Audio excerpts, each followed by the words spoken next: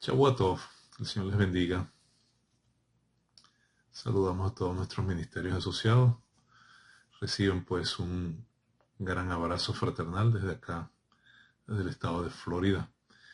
Y saludamos a todos nuestros amigos y hermanos que están alrededor del mundo.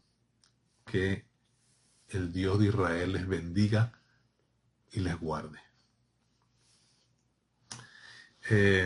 Hoy tenemos ayer tuvimos la Parashá Vaerá, que fue cuando el Señor visitó a Abraham, cuando el Eterno visitó a Abraham. Pero antes quisiera hablar un poco sobre Israel, que sea 10 minuticos antes de tocar la Parashá.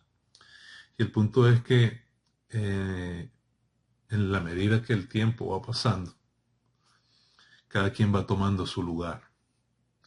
Y digo, cada quien va tomando su lugar cuando me refiero a Israel.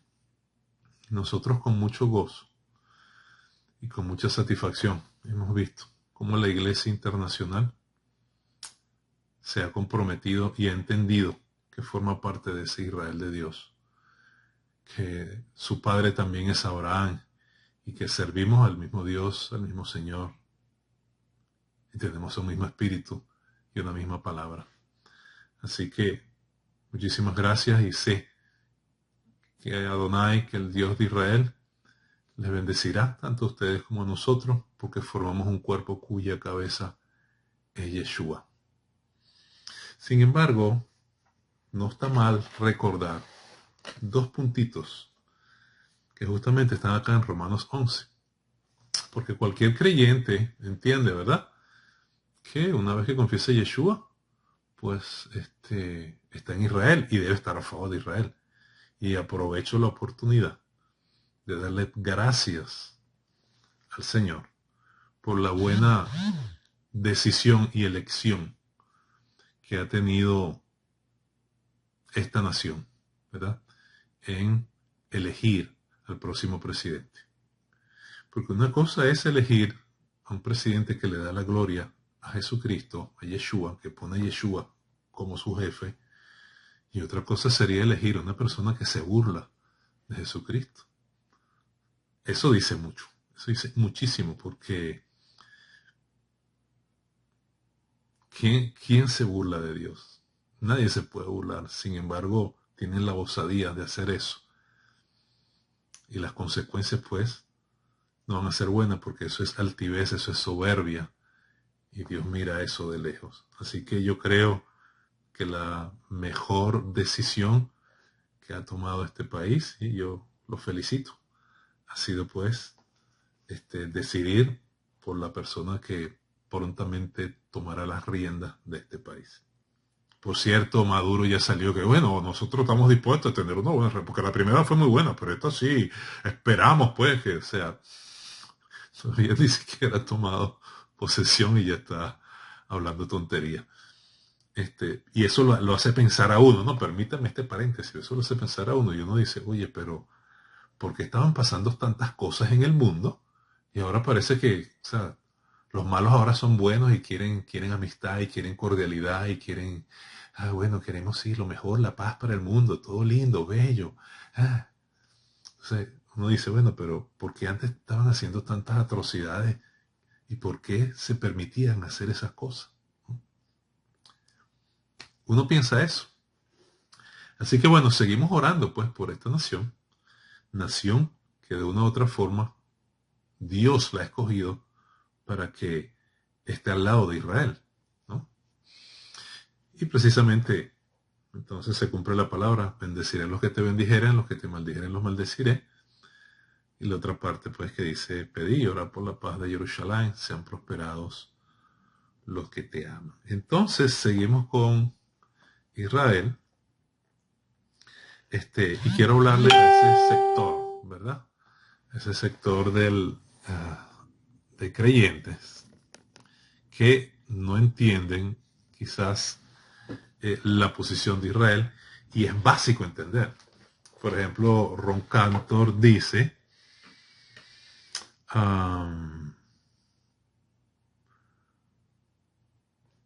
mi tesis es que Israel es central para una sana doctrina neotestamentaria en la iglesia.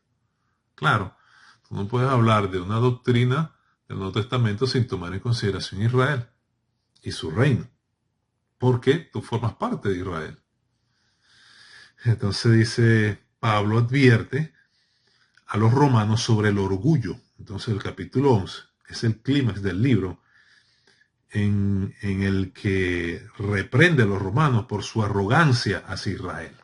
Entonces hay algo, y es la arrogancia, la jactancia y la soberbia. Jactancia y soberbia hacia un pueblo.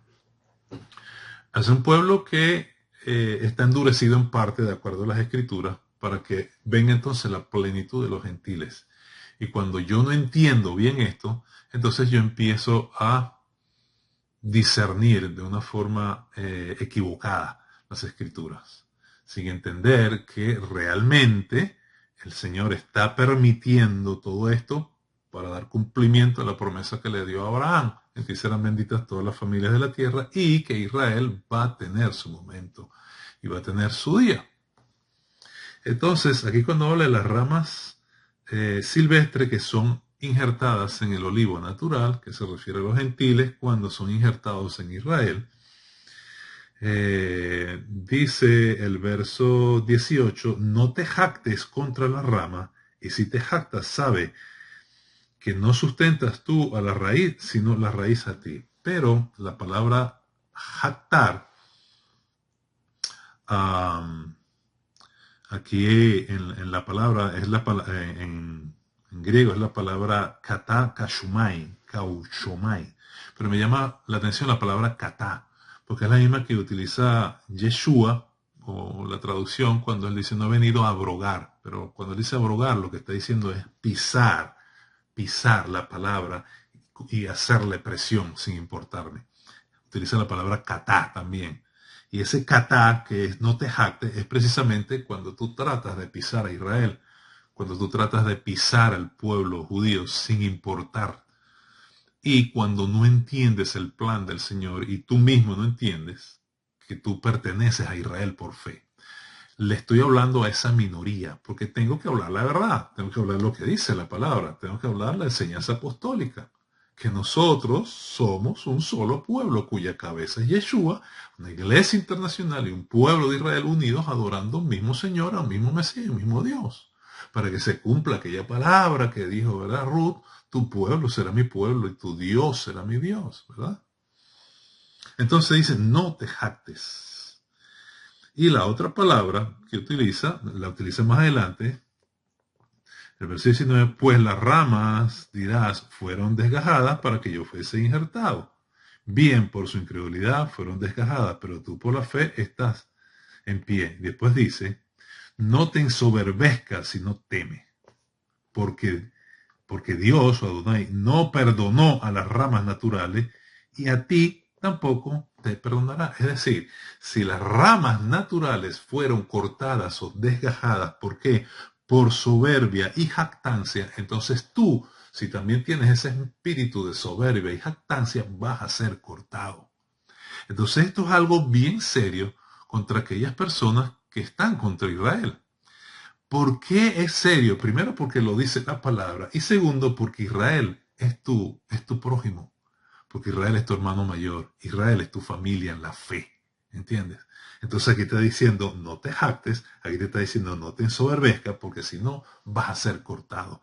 Y eso me recuerda, creo que es Mateo capítulo 25, cuando el Señor habla y dice, por cuanto no lo has hecho a uno de mis hermanos. Entonces, ¿qué es lo que no hiciste a uno de sus hermanos? O sea, no le diste de comer, o no le diste de beber, o no le diste... ¿Y en qué se traduce todo esto? En amar al prójimo. ¿En qué se traduce todo esto? En hacer justicia al prójimo. ¿En qué se traduce todo esto? En no tener jactancia ni soberbia contra el prójimo. Y Jesús dice, por no hacerlo a uno de mis hermanos, entonces a mí lo hiciste, por lo tanto, entonces tienes este pago de condenación. Entonces, es bien serio esta situación que debemos tener claro, el cuerpo del Mesías, que lo diga otra persona a mí no me importa, pero el cuerpo del Mesías, esa minoría que todavía falta, tiene que entender esta palabra, que porque no quiero, hermanos, que ignoréis este misterio para que no seáis arrogantes. No seas arrogante, porque la arrogancia de parte del Señor es aborrecida por Él. En cuanto a vosotros mismos, que ha acontecido a Israel endurecimiento en parte hasta que haya entrado la plenitud de los gentiles.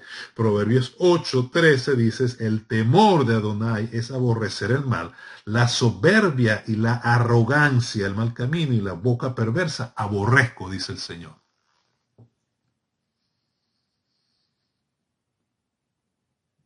Entonces, pues, que el Señor nos ayude con esto.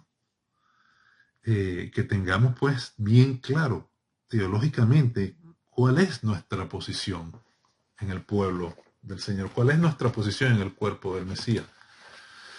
No se trata de quitarle el lugar a Israel, porque eso es soberbia, eso es altivez, eso es jactancia. Yo estoy pisando, yo me estoy aprovechando de una situación que ellos tienen no a su favor, o que tiene cualquiera de nuestros hermanos. Entonces, aquí dice nuestro hermano, la ignorancia de los propósitos de Dios para Israel engendra vanidad. Y una iglesia ingreída es una iglesia resistida. Porque el Señor resiste a los soberbios, pero da gracia a los humildes. Pablo argumenta, o Rab Shaul argumenta en Romanos 11, que Israel no solo está temporalmente cegado al Evangelio, pero si la iglesia ahora predominantemente gentil no entiende el plan final de Dios para rescatar a Israel, se encontrarán cortados.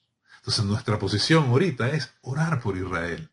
Hey, no te jactes. Hey, no te ensoberbezca. Ora por un pueblo que necesita la revelación del Mesías. Ora por un pueblo que hoy necesita de ti.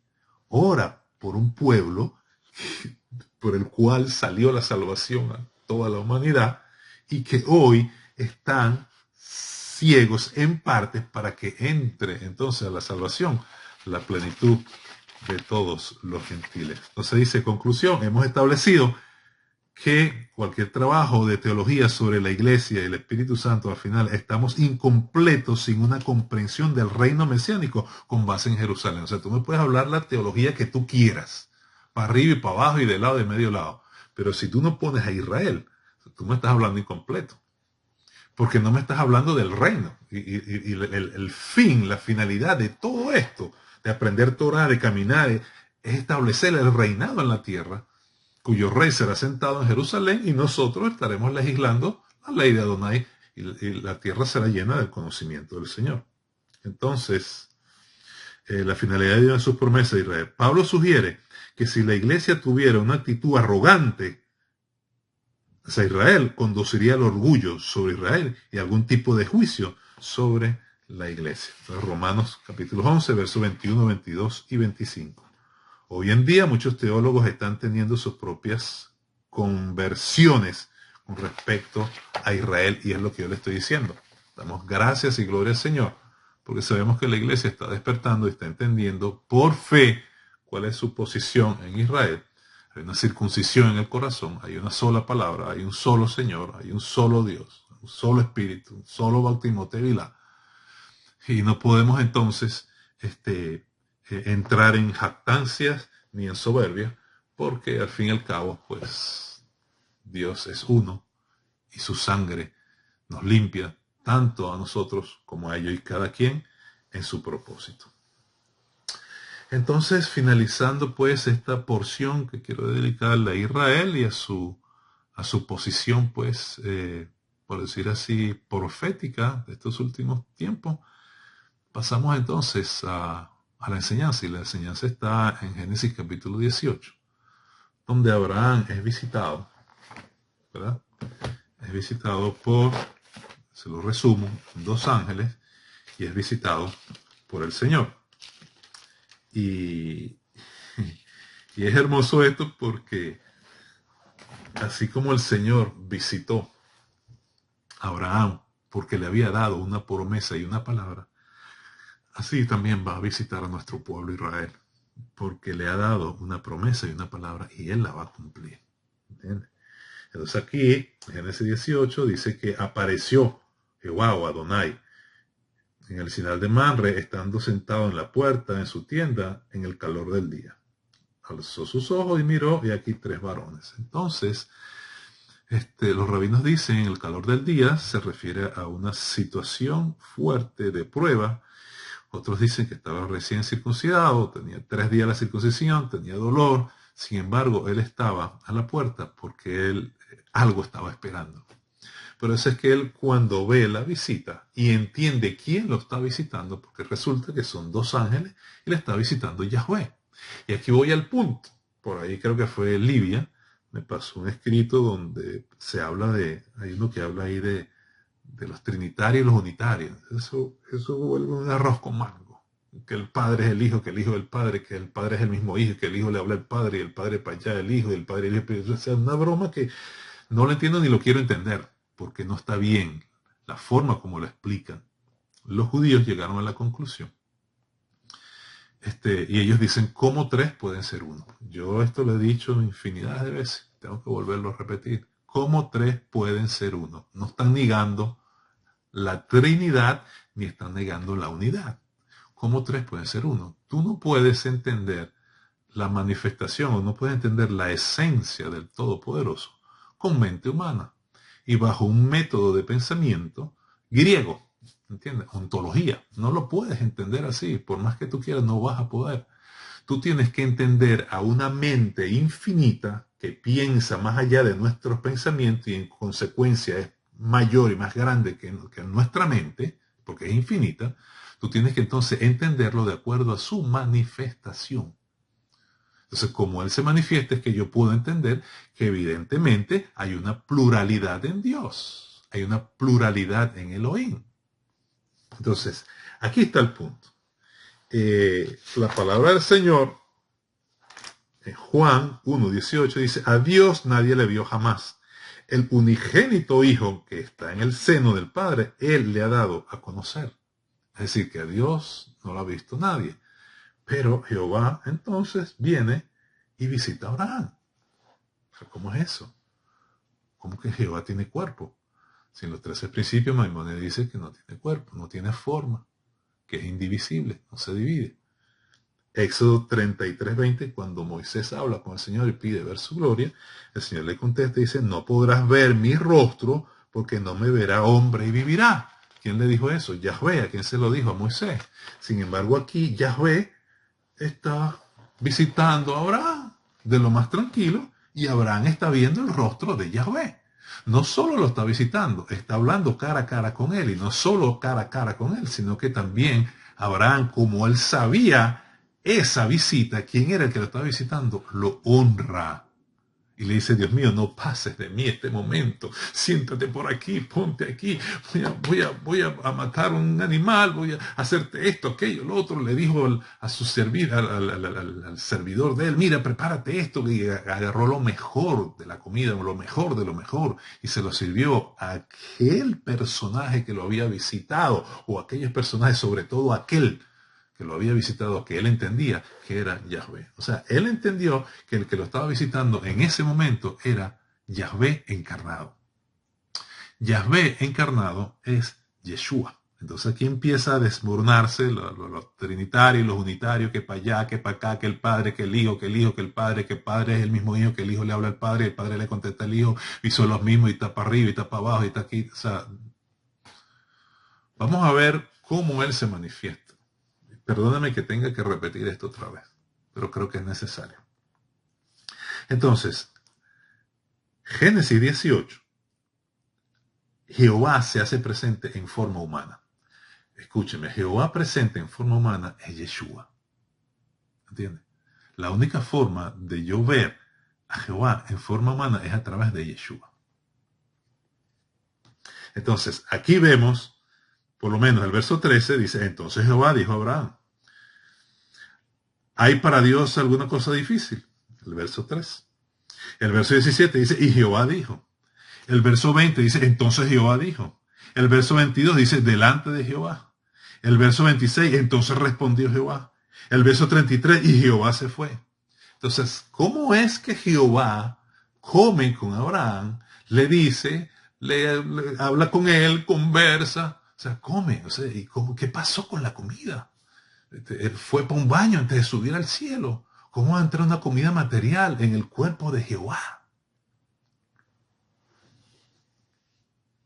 Aquí hay algo bonito y es que él honra esa visita. Hubo un hombre que invitó a Yeshua y aquel hombre no honró la visita de esa autoridad. Si no recuerdo que fue un Simón, un fariseo. Y vino aquella mujer y lavó sus pies y todo. Y le dije, mira, esta mujer está aquí, ha lavado mis pies, lo ha secado con sus cabellos, esto, aquello, el otro. Yo estoy aquí, tú no me has parado, chico. Tú no sabes quién soy yo. Y es el punto.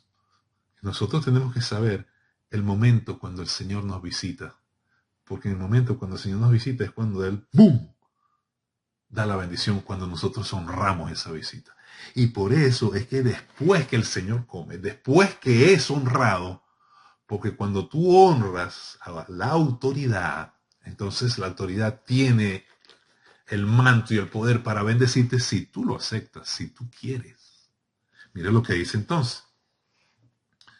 Tomó también mantequilla y leche, el becerro, y le dijeron, ¿dónde está Sara, tu mujer? Y él respondió, aquí en la tienda. Entonces dijo, de cierto volveré a ti, y según el tiempo de la vida, he aquí Sara, tu mujer, tendrá un hijo. Después que lo honró, después que se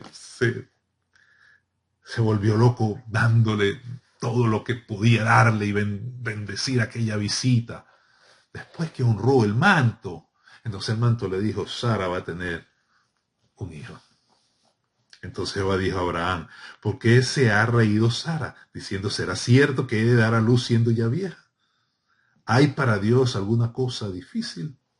Al tiempo señalado volveré a ti y te daré un hijo. Entonces, ¿cómo es que Jehová come con Abraham? ¿Cómo es que Jehová habla con Abraham? ¿Cómo es que Jehová en forma de carne le aparece a Abraham y Abraham de lo más tranquilo está caminando con él? Porque yo tengo que entender a Dios, Padre, Hijo y Espíritu Santo, tengo que entender su manifestación para ver que hay una pluralidad en él. Ahora, como le dije anteriormente, el cuerpo de Yahvé es Yeshua. Ahora te diría, pero es el Hijo. Claro que es el Hijo. Pero cuando él habla de Padre y de Hijo, es como una forma de hacernos entender a nosotros que él salió del Padre, porque él fue engendrado por el Padre. No es exactamente como humanamente es, porque entonces, si el Padre lo engendró, entonces ¿dónde está la Madre? La Madre es, o sea, Padre, tú te acostaste con la Madre allá en el cielo y mandaste a Jesucristo, al Hijo, a Yeshua. No, él lo engendró. Entonces, su Hijo, ¿por qué? Porque salió de él. Los judíos estaban claros en esto. Fíjate que Yohanan o Juan 5:18, algo que no podían entender los judíos porque no habían nacido del Espíritu, dice, por eso los judíos aún más procuraban matarle, porque no solo quebrantaba el día de reposo, refiriéndose a Yeshua, sino que también decía que Dios era su propio Padre, haciéndose igual a Dios. Pero ven acá, pero ¿cómo va a ser igual a Dios si Él está aquí en carne? En su divinidad era igual a Dios, en su deidad era igual a Dios, en su esencia. Y eso es lo que no se entiende muchas veces cuando tratan de explicar la manifestación plural de Elohim. Uno se va al trinitario, el unitario, y hace un arroz con mango para arriba, para abajo, de lado, y esto y lo otro, lo que hacen es enredar a medio mundo. El asunto es que el Mesías, el asunto es que el Hijo puede tener el nombre de Yahvé. Porque nombre, y aquí voy, nombre no significa eso que tú hablas por la boca cuando te diriges a una persona para que aquella persona te diga que, ven aquí, ya voy. Eso no es nombre. En el contexto bíblico, el nombre significa la esencia. El nombre significa la esencia que tiene. Por eso es que Isaías también habla de Padre Eterno, príncipe de paz, habla de, ¿por qué? Porque es la esencia. ¿Cuál es su esencia? La esencia es divina, ¿entiendes? Entonces, el Mesías tendría el nombre de Yahvé. ¿Por qué el nombre de Yahvé? Si Yahvé está arriba, pero ¿por qué él es Yahvé aquí abajo? Si Yahvé está allá arriba, pero ¿cómo? No lo veas así porque no lo vas a entender. No le apliques ontología ni lógica. Entiende que nombre significa esencia. Y es lo que precisamente el Señor le revela a Moisés, creo que es el capítulo 24 o 34.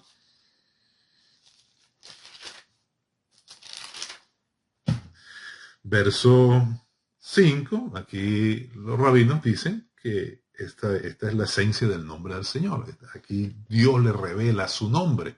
Entonces no le dijo yo soy, Yod, Hei, Bat, Hei. No, lo que le dijo era la esencia de lo que él era. Eso es lo que es el nombre, la esencia.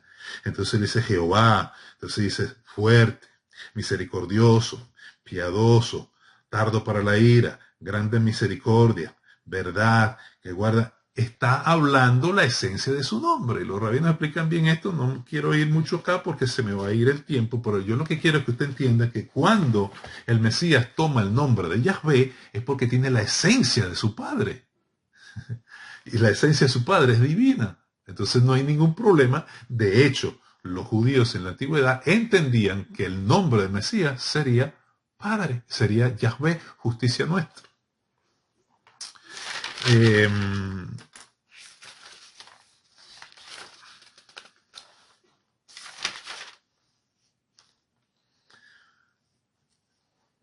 Vamos a Éxodo capítulo 23. El libro de Éxodo empezamos cuando el Señor le dice a su hijo que su nombre está en él. Entonces no hay ningún problema. Si su nombre está en él, que él se encarne, sea Yahweh. Su esencia está en él. Por eso es que así como el Padre, dice la Escritura, perdona el pecado, también el Hijo perdona pecado. Así como se adora el Padre, también se adora el Hijo. ¿Por qué? Pues es un Dios. Y Dios es plural. ¿Entiendes? Elohim en hebreo es plural. Padre, Hijo, Espíritu Santo. Por eso es que Daniel, repito, ve a un anciano de día, pero también ve a un hijo de hombre. El anciano de día representado como el Padre y el hijo del hombre representado como el Hijo, pero ambos recibían la misma adoración de miles y millones de multitudes, en las multitudes, de naciones, lenguas. Entonces, he aquí yo envío mi ángel, Éxodo 23:20, delante de ti para que te guarde en el camino y te introduzca en el lugar que yo he preparado. Guárdate delante de él, oye su voz, no le seas rebelde, porque él no perdonará vuestra rebelión, porque mi nombre está en él. Entonces, si Yahvé está diciendo mi nombre está en él, ¿cuál es el problema? Que entonces Yeshua tome el nombre de él y se presente a Abraham. Y la Escritura diga, y Yahvé le apareció a Abraham y comió con Abraham y le dijo a Abraham y le confesó a Abraham. Porque el nombre es la esencia. Y por eso es que el mismo nombre Yehoshua, que es Yeshua, su forma corta, Yehoshua, su forma larga, dentro de ese nombre están las 4 letras santas del Eterno, Yod, Hei, Vav, Hei. Y por eso que es cuando él dice Anihu, yo soy, dentro de esa expresión están las 4 letras santas del Señor. Entonces no, cuando yo empiezo a entender a Dios cómo se manifiesta, entonces yo no voy a tener problema, como yo veo en las redes, que trinitario, que unitario, que para arriba, que para abajo, que para allá, que para acá, que este es el versículo que no me va a poder contestar, que este es el versículo que... No es así. Jeremías 33, fíjense, Jeremías 33, del verso 15 al 17, ahí nos habla también de esa manifestación de Yahvé y del nombre de Yahvé puesto en el Mesías, y los rabinos hablan de eso. Jeremías 33 dice, en aquellos días, en aquel tiempo, haré brotar a David un renuevo. Ahí está hablando del Mesías. De justicia, y hará juicio y justicia en la tierra. En aquellos días Judá será salvo, y Jerusalén habitará segura, y se le llamará Jehová justicia nuestra. Entonces, ¿cómo se le va a llamar Jehová justicia nuestra si va a brotar un renuevo de David? la casa de David. O sea, ¿cómo a un hombre se le va a llamar Jehová? Si Jehová nadie lo ha visto y el que lo vea no resiste y muere. Ah, porque los rabinos entendieron que la esencia de Jehová Padre también está en Jehová Hijo. Y por eso es que Rab Shaul dice que toda la plenitud de la deidad habita en él. Ah, entonces cuando empezamos a ver la escritura como él habla, no como yo quiero que él hable. Porque, la palabra Trinidad, la palabra Trinidad, eso no existe, no existe. Claro que no existe, como no existen muchísimas palabras. Esa es la única palabra que no existe. Entonces, ¿cómo vamos a argumentar con una tontería así de ese tamaño? No existe porque, hermano, velo de acuerdo a su manifestación. ¿Cómo se manifiesta él? Conclusión de los judíos en la antigüedad. ¿Cómo tres pueden ser uno? Veamos su manifestación. Vamos a ver plural y vamos a ver singular. Abraham lo visita ¿quién? Yahvé. ¿Qué está viendo él? Singular. Daniel ve al Hijo del Hombre y ve al anciano de días. ¿Qué está viendo él? Manifestación en plural. Entonces, ¿cómo yo lo veo? ¿Cómo yo entiendo su manifestación? Ezequiel 44:2. Y me dijo Jehová, esta puerta estará cerrada. Esa puerta, precisamente, es la puerta dorada. Es la puerta que da al oriente, donde usted sigue por allí, pues va a estar el atrio de los gentiles, el lugar santo y el lugar santísimo, es la principal, donde el Mesías va a entrar y va a ser su entrada triunfal cuando él venga. Esa puerta dorada, dice el profeta en Ezequiel 44:2, estará cerrada, no se abrirá porque Jehová, Dios de Israel, entró por ella, por tanto estará cerrada. Yo me pregunto, ¿Jehová necesita entrar por una puerta?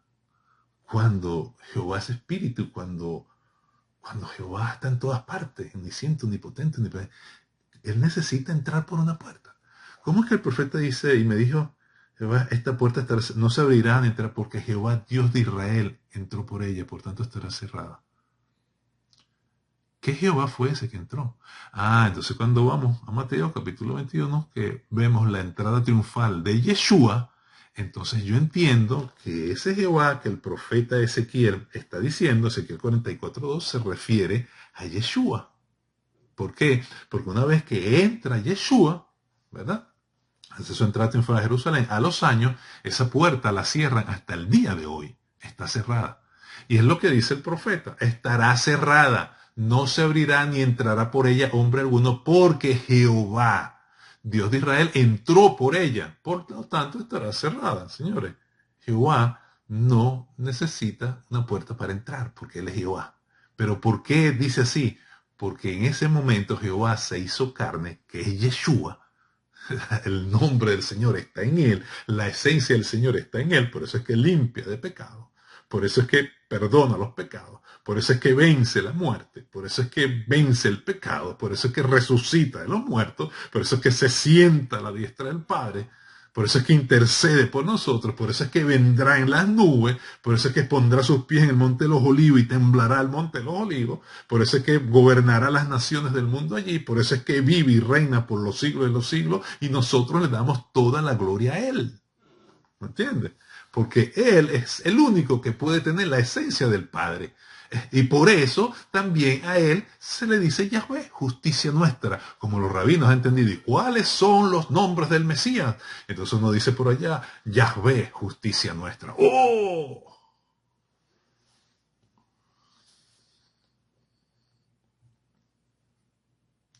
Entonces no podrás ver mi rostro, porque no me verá hombre y vivirá. Pero vieron a Yahvé entrar por la puerta porque el profeta dijo, no se abrirá porque Jehová entró por ella. Por eso la entrada triunfal de Yeshua. Y vendrá nuevamente, de acuerdo a Ezequiel 44 en adelante, cuando el Mesías entrará y se abrirá esa puerta que hoy está cerrada y seguirá cerrada. No se va a abrir ni entrará hombre alguno porque Jehová entró por ella. Por tanto, estará cerrada. Y fíjese, hoy, año 2024, más de 2000 años, la puerta sigue cerrada. Y todos esperan. ¿Cuándo se abrirá esa puerta? Cuando venga el Mesías, la puerta se abrirá y Él entrará. Ahora, todos estos versos y toda esta cosmovisión o manera de ver la manifestación plural de Elohim me hacen entonces cambiar la perspectiva de algunas afirmaciones que tú ves por las redes o le oyes a alguna persona. Voy a otro. Bueno, no sé, voy a decirle esto rapidito. Ya se me fue el tiempo. Fíjese, en castellano e en inglés no se ve mucho, pero cuando yo voy al hebreo sí. Génesis 3:22 dice, y dijo Yahvé Dios Elohim, he aquí el hombre es como uno de nosotros. Ahí en hebreo dice, como uno de nosotros, dice, ki echad mimenu, y realmente está hablando en plural. Y dice, Yahvé es como uno de nosotros, está en plural. Estoy hablando, agarrando algunos versos del libro Pluralidad de Personas en la Deidad, por Juan José Fernández Granados. Está bien interesante el libro. Tiene bastantes versos bíblicos. Entonces él pone aquí lo de Josué 24:19. Porque Él es Dios santo. Y cuando tú vas al hebreo te dice Ki Elohim Kadoshim.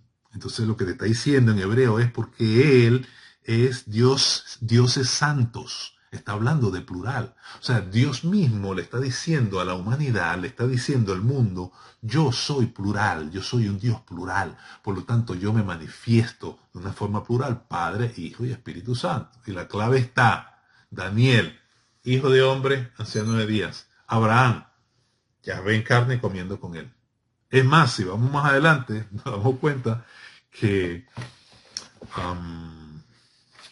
en el libro de Juan, si mal no recuerdo, que Sherin Truire da la explicación, Juan 8, 56, 59, cuando Yeshua habla con los doctos de la ley, fariseos, dice, vuestro padre Abraham se regocijó esperando ver mi día, y lo vio y se alegró.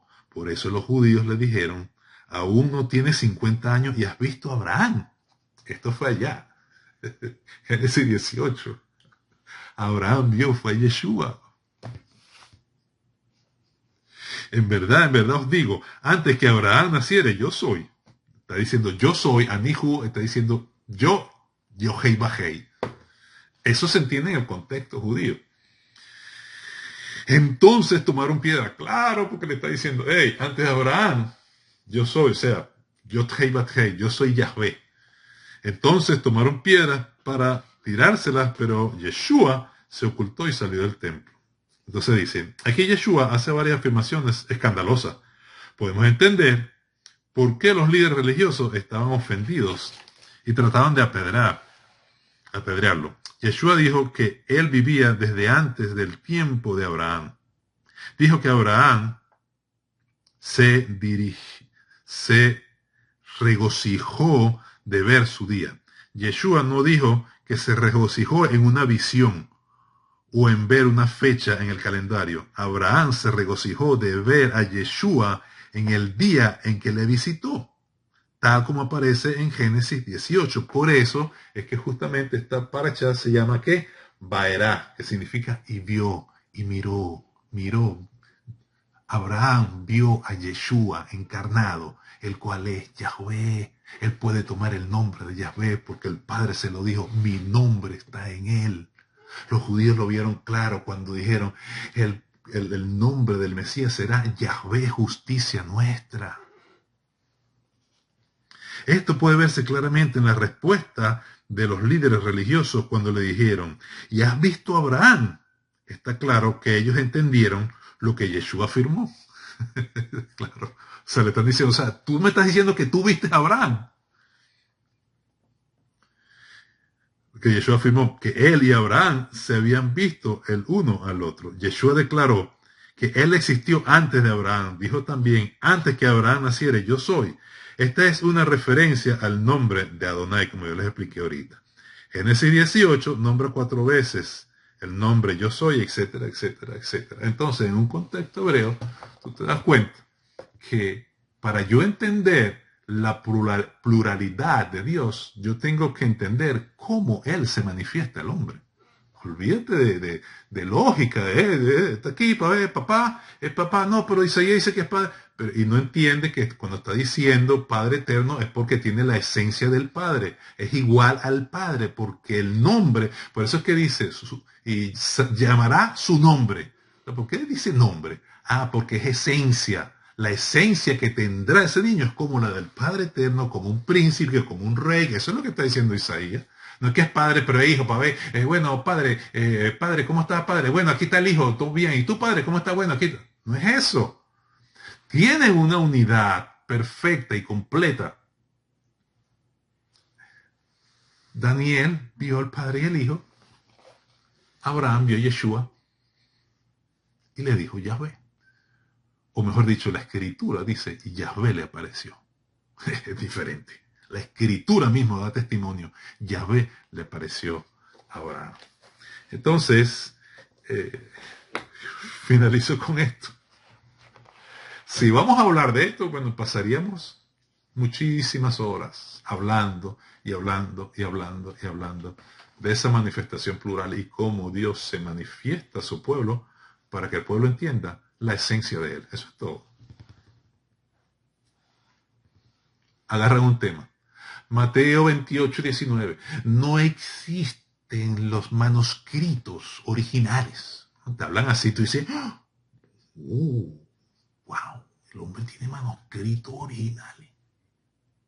Está diciendo que no existen los manuscritos. Tú le preguntas, ¿dónde está el manuscrito? Me enseña manuscritos. No, bueno, tú sabes por qué no. ¿Qué manuscritos originales? No saben ni lo que están diciendo, pero según ellos no existen los manuscritos originales. El único que escribió básicamente en contra de eso fue Eusebio, y se dice, la teología dice, porque no creía en la pluralidad de Elohim. El único Eusebio. Todos los demás apuntan y afirman que realmente lo que dice Mateo 28, 19, bautizando el nombre del Padre, el Hijo y del Espíritu Santo, es legítimamente verídico. Ah, no, pero ya tú ves por las redes sociales un poco de erudito. No existen los manuscritos originales. No saben ni la letra A en hebreo, ni la letra A en griego, pero ya están hablando de manuscritos originales. ¿Entiendes? Porque cuando ya hay esa semillita dentro de ti de negar la divinidad, entonces empiezas a hablar lo que era. Entonces agarras cualquier cosita para justificar tu mentira. Y eso no es verdad.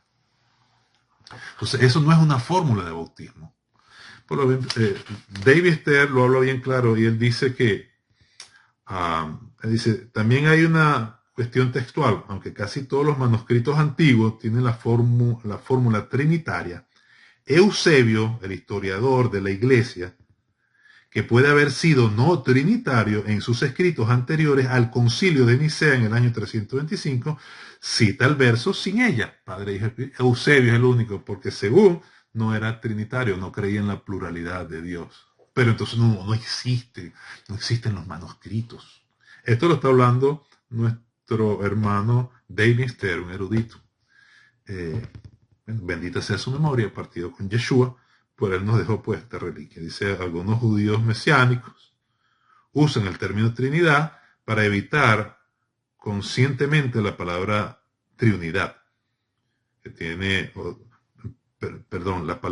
utilizan la palabra triunidad para evitar conscientemente la palabra Trinidad, que tiene un tono no judío.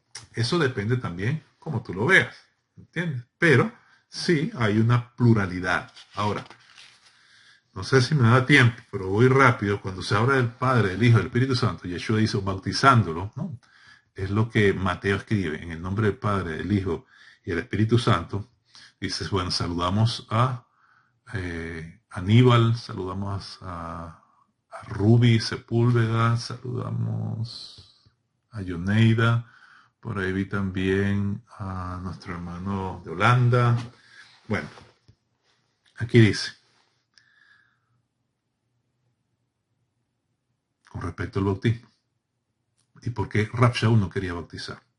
Porque él dijo, no, yo no estoy llamado a bautizar, estoy llamado a discipular. No es porque, sino que él necesitaba que los no creyentes entendieran bien lo del bautismo. Él dijo, para dejar claro esta distinción, Pablo se abstuvo de bautizar a los nuevos creyentes en Yeshua hasta que se les pudiera enseñar el significado del bautismo que el Mesías había ordenado. Es decir, que el bautismo debía dar testimonio de su compromiso con Yeshua, no con el maestro que les había enseñado el Evangelio. Esto se hace evidente por el hecho de que los discípulos de Yeshua debían ser bautizados en el nombre del Padre, del Hijo y del Espíritu Santo. Sigue diciendo, en el nombre del Padre y del Espíritu Santo se ha producido mucha discusión y debate dentro de la erudición bíblica sobre esta frase. Las discusiones se pueden clasificar bajo dos encabezados. ¿Realmente esto era para afirmar la Trinidad o era un método pues que se debía utilizar, una práctica que se debía utilizar justo en el bautismo? Tenía que ser Padre. Entonces él dice, bueno, existen las palabras cuando se refiere a bautismo, en el nombre del Padre y Espíritu Santo, en nombre del Señor, en nombre de Yeshua, en nombre del Señor Yeshua, en nombre del Mesías, en el nombre del Señor. Y seguimos acá. Parece muy probable que los textos paulinos, los textos de Pablo y de Pedro, que citan la Trinidad o la triunidad o la pluralidad de Elohim, cuando ellos dicen la gracia del Señor Yeshua, el amor de Dios y la comunión del Espíritu Santo sea con ustedes, porque hay un solo cuerpo, un solo espíritu, así también fuimos llamados en una misma esperanza, su vocación, un solo Señor, una sola fe, un solo bautismo, un solo Dios, un solo Padre. Aquí está hablando de Dios, de Padre, de Hijo, y está hablando de Espíritu Santo. Tesalonicenses 2, 13 y 14 dice, Dios por vosotros, hermanos, amados por el Señor, porque Dios os ha escogido. Y aquí habla del Señor, del Padre y del Espíritu Santo. Es decir, los escritos de Rab Shaul, de Pablo, y los escritos de Pedro, parece probable que que se ha citado anteriormente se haya escrito en una época contemporánea con los evangelios. Por lo tanto, el hecho de que Mateo haya registrado las palabras de Yeshua que comisionaron a sus discípulos para bautizar a los creyentes de las naciones en el nombre del Padre, del Hijo y del Espíritu Santo, debe significar como mínimo que tales discípulos de Yeshua debían reconocer su relación con el Dios de Israel, obtenida mediante la venida de su Hijo como Mesías y hecha real poderosa mediante obra interna del Espíritu Santo. Si podemos leer las palabras de Mateo sin imponerle los debates trinitarios posteriores, podemos aceptarlas sin más, sin tener que encontrar alguna supuesta razón teológica para descartarlas. Entonces le está diciendo que Padre, Hijo, Espíritu Santo, ¿por qué? Porque era necesario que aquellos que venían al bautismo entendieran pues que por medio de su Hijo Mesías, ¿verdad? Por medio de la obra del Espíritu Santo y por medio del Padre era que eran sumergidos. Y como esto, también hay otras afirmaciones. Tengo que terminar.